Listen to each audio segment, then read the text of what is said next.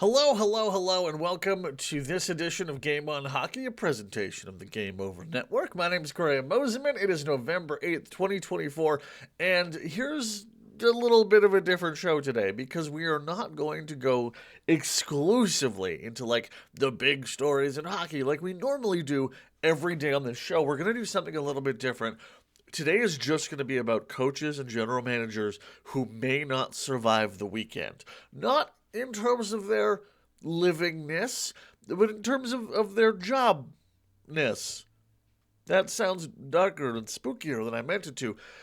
But there is a not insignificant number of coaches that, if their teams have a bad performance this weekend, may not be employed come Monday. And the very, very, very first one on that list is and should be the general manager of the Buffalo Sabres, Kevin Adams. This team is not awesome. Their power play 20th in the league. Their penalty kill 21st in the league. Now, they have won a couple games in a row by a very good margin, but if you take a full picture of the season, it's been pretty bad. So, a blowout loss against the Flames tomorrow could spell some doom for Kevin if certain things go right. Because up until these two recent wins they had just dropped 3 in a row after winning another 3 in a row and then dropping 2 more before that. And the team just looks discombobulated as ever. And Kevin Adams is someone that should be on the hot seat as general manager of this team. He probably won't be, which is very dumb and silly. Unfortunately, because the Pagulas, as they've kind of proven over their ownership tenure of the Buffalo Sabres, they're so much more about loyalty to the people that are true to their brand than people that are actually good at doing hockey things. The Lindy Ruff hiring was a really weird one still. Even the Jeff Skinner buyout was also kind of a weird one. But as of right now, they are 3 points out of the bottom of the Atlantic Division, and we'll see how it shakes out. The Flames are their opponent coming up on Saturday, and if that one goes particularly badly, it should start to spell doom for Kevin Adams. I don't know how many more times you could trust that guy to go out to make some trades. If not Kevin Adams, then who else could it be? Would not be shocked if we heard after this podcast ends up posted that the head coach of the Nashville Predators, Andrew Burnett, is out and looking for a job. The Predators are currently, oh boy,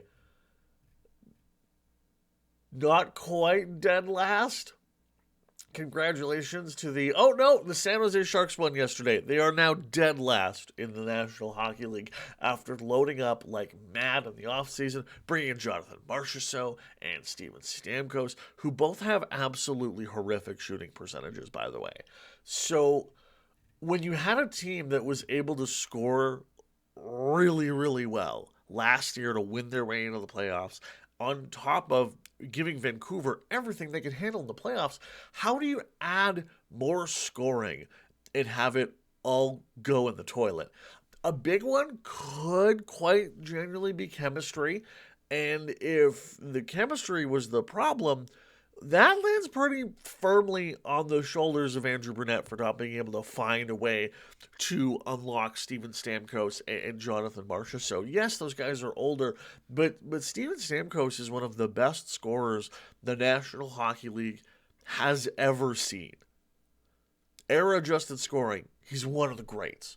So he didn't just forget how to score. It's not like scoring suddenly disappears when you reach past a certain number in your 30s. I mean, look at Alexander Ovechkin. He's going to break Wayne Gretzky's goal-scoring record this year. It's going to be amazing. But finding a place for Jonathan Marchessault and Steven Stamkos to go in that lineup just hasn't been successful no matter what they've done. And I am astonished because there are no reports out of Nashville that Andrew Burnett is in real danger of losing his job. Now, Barry Trotz, the president, former coach, went out and said, yeah, if we don't start winning soon, I'm going to have to fire up the rebuild plan. No, you're not. Shut up, Barry. What are you talking about? You just signed 3 massive contracts that go for very long term. If you're going to try to trade out of those, I mean, I guess you can try and do your best. I mean, I'm sure some team would want to find the way to fit them into their system better than you have.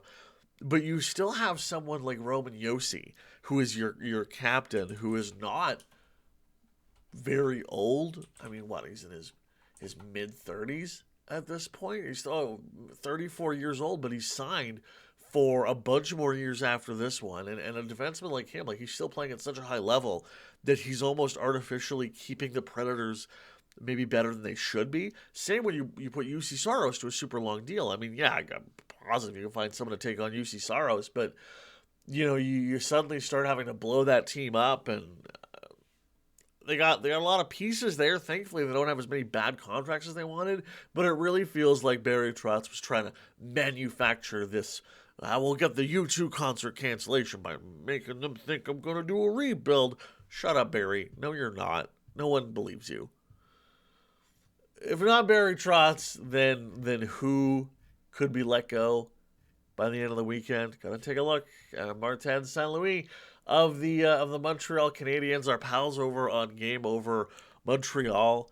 I've really broken into the world of what's exactly wrong with that team. They only have 10 points on the year, currently on a 1, 2, 3, 4, 5 game win streak, and they play the Maple Leafs tomorrow.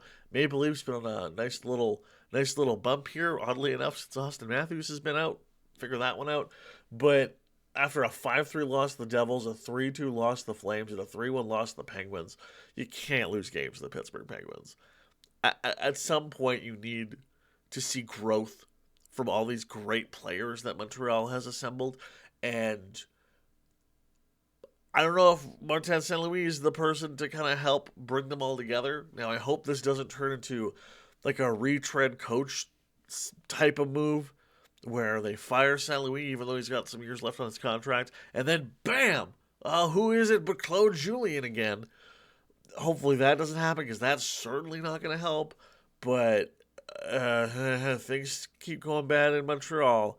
I don't know how much longer Martin St. Louis can and should be there. Those are your coaches' hot seats for the weekend, and GMs, I suppose. So keep an eye on those folks going throughout this weekend. We will check in and see how they did on Monday here on Game On Hockey. I am Graham Mosimann.